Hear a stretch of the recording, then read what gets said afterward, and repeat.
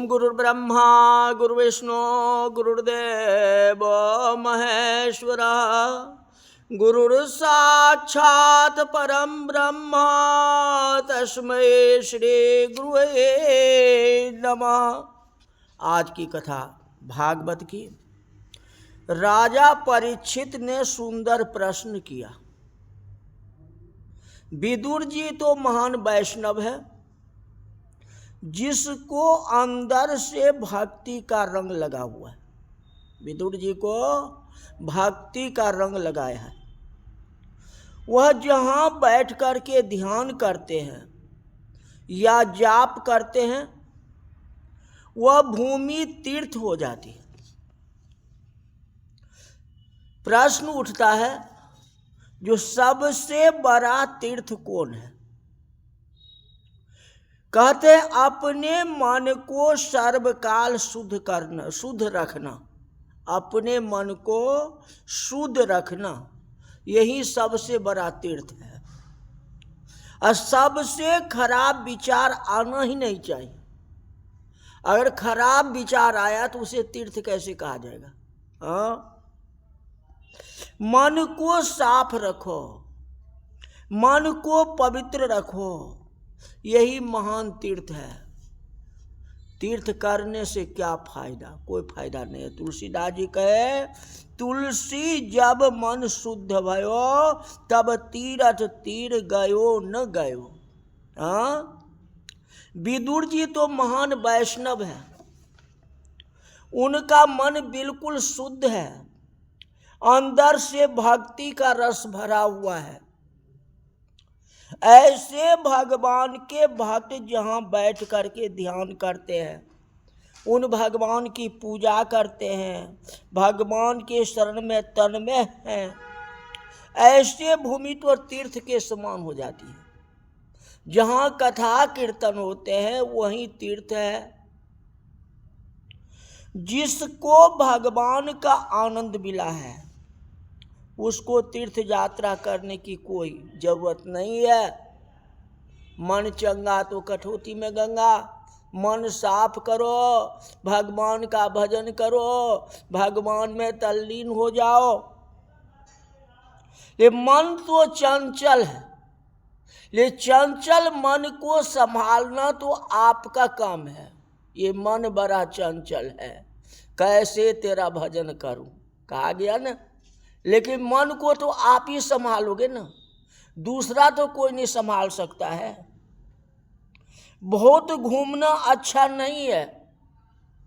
जब एक हाथी को ड्राइवर जो उसका है, पिलमान जिसे आप कहते हो, थोड़ा सा कान में अंकुश लगा देता है तो वो एकदम बिल्कुल शिथिल हो जाता है। जैसे पिलमान कहता है, जैसे वो ड्राइवर कहता है, वैसे वो हाथी चलने लगता है। उसी तरह मन रूपी अंकुश तो अपने दिमाग पर लगा दो, अपने मस्तिष्क पर लगा दो। अब मन रूपी अगर लगा दोगे, भगवान में तन्मय हो जाएगा, इसमें कोई संदेह नहीं है। आप कहते हो मन चंचल, मन चंचल नहीं है। चंचल आप बना रहे हैं, उसको एकाग्र करना आपको काम है, दूसरा नहीं कर सकता इसको। टीचर ने स्कूल में बच्चे को पढ़ा दिया, हाँ, अब याद रखना तो उसका काम है। फिर दोबारा चैप्टर तो ही समझाने के लिए जाएंगे, बोर्ड करेंगे तो एक नहीं 2 बार बता देंगे, 3 बार बता देंगे। उसके बाद तो बच्चे को खुद याद करना है ना।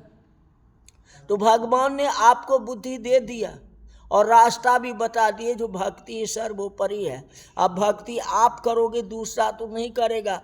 कहोगे नहीं भगवान ये मन बड़ा चंचल है, चंचल है तो उसको अंकुश आप खुद करो ना।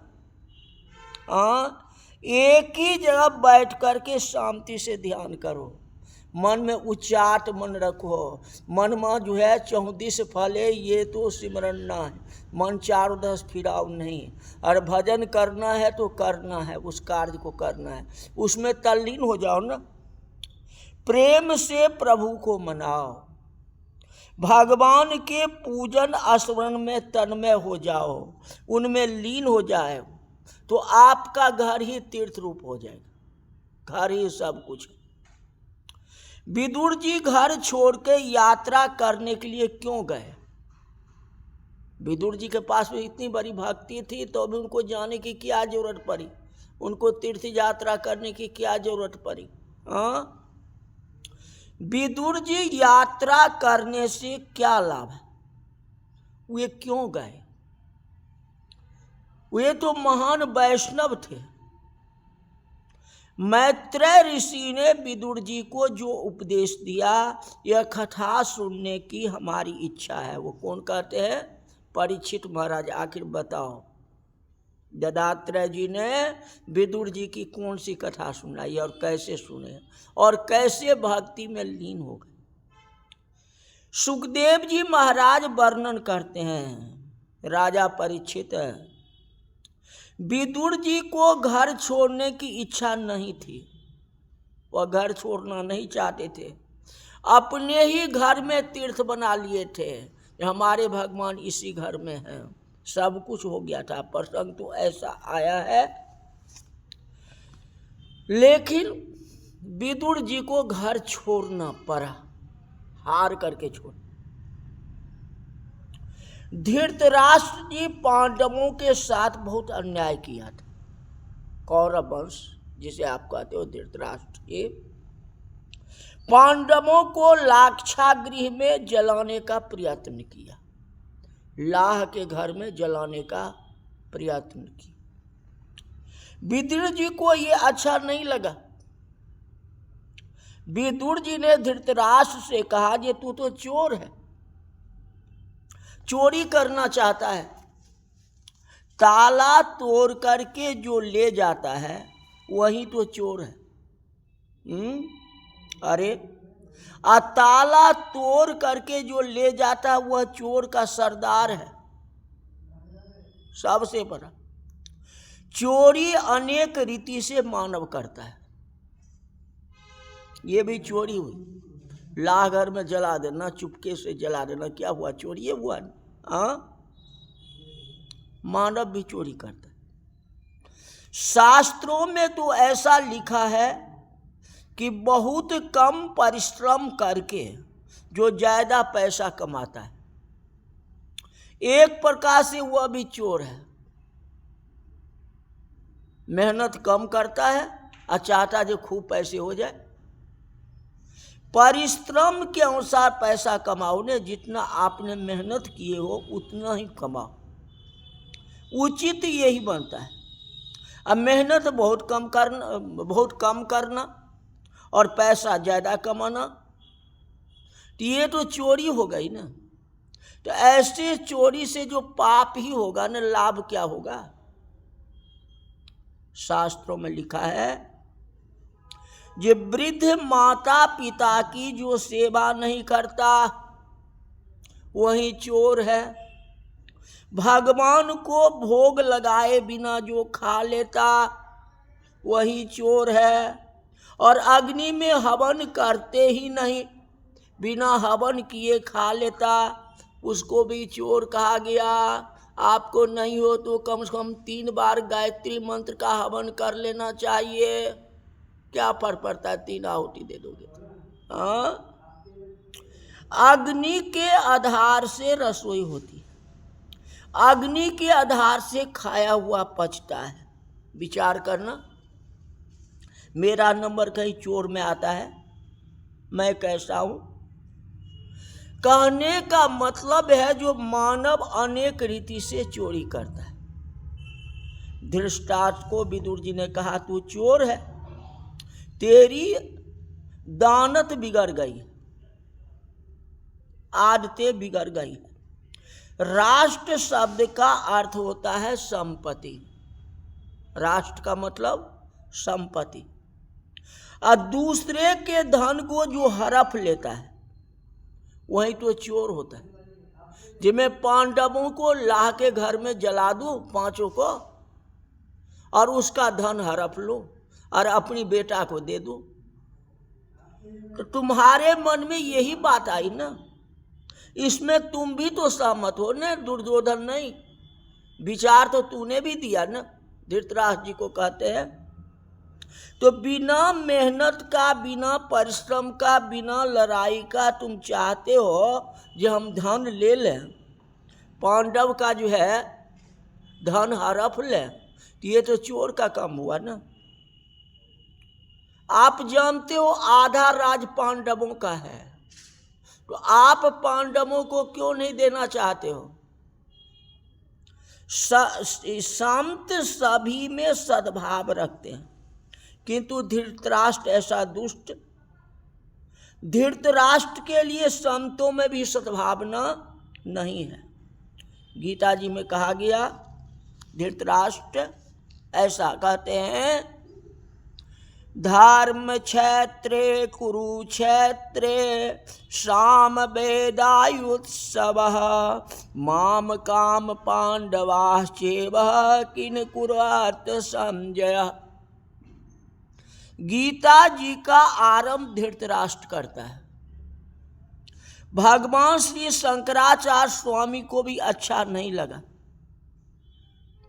एक दुष्ट पापी जीव गीता शास्त्र का आरंभ कर रहा है, जो कि लाघर में पांडवों को जला दिया था। माने जलाना ही हुआ ना, भगवान बचा लिए ना, वो तो जला दिया कहने का मतलब। श्री शंकराचार्य स्वामी गीता जी का आरंभ दूसरे अध्याय के 11वें श्लोक में माना है, जो भगवान श्री कृष्ण कहते हैं वहाँ से गीता शास्त्र का आरंभ होना चाहिए, जहाँ से कृष्णोवाच आया। युधिष्ठिर है, ये धृतराष्ट्रोवाच नहीं। धृतराष्ट्र तो पापी है। पहला अध्याय और दूसरे अध्याय के 10 श्लोक को ये छोड़ देना चाहिए। जो धृतराष्ट्र बोलता है उसकी व्याख्या में क्या करूं? धृतराष्ट्र तो दुष्ट है, वह तो पापी है। अशोचायन वशोचस्त्वं प्रज्ञावाताश्च भासते गता गतासून गतासुश्च नानुशोचन्ति पंडिता। इस श्लोक में श्री शंकर स्वामी जी ने गीता भाषा का आरंभ किया है, पहला अध्याय को छोड़ दिया। धृतराष्ट्र जी कहते हैं, जो जिसका आरंभ धृतराष्ट्र करता है उस व्याख्या को छोड़ देनी चाहिए, क्योंकि उपोद्वात है। ऐसा कह के पहले अध्याय को शंकराचार्य जी ने व्याख्या नहीं किए हैं। धृतराष्ट्र दुष्ट है, चोर है, पापी है। विदुर जी ने धृतराष्ट्र को कहा, जो आधा राज पांडवों को दे देना चाहिए। तो बीच में आकर के दुर्योधन टपक जाता है। वो कहता, सुई के नोक के बराबर ही पांडवों को नहीं देंगे, बिना युद्ध किए कुछ नहीं हो सकता। ये बातें जो है विदुर जी महाराज को अच्छा नहीं लगा। कहते, तो एक तो आग में जलाते हो, दूसरा राज नहीं देते हो, और जहाँ तक जो है कुविचार तुम्हारे मन में आता है, तो जहाँ कुविचार है, जहाँ कुटिल है, ऐसे स्थान को छोड़ देना चाहिए। जहाँ आपके ऊपर दुश्मन लगा हुआ है, आपसे द्वेषता कर रहा है, तो उस स्थान को छोड़ देना चाहिए, क्योंकि आपको भक्ति करनी है ना। तो भक्ति के लिए तो एकांत जगह चाहिए। तो इसीलिए विदुर जी महाराज को घर छोड़ना पड़ेगा। जो हम जो है कुरुवंश के अधीन में नहीं रहेंगे, कुरुवंश के राज में नहीं रहेंगे, इससे अलग रहेंगे, जो भक्ति में हमें कोई प्रकार की बाधाएं नहीं आएगी। इसलिए उनको जो है गृह त्याग करना पड़ा। आगे क्या होगा वह कथा कल बताएंगे। आज की कथा यही तक रही। बोल वृंदावन बिहारी लाल की जय।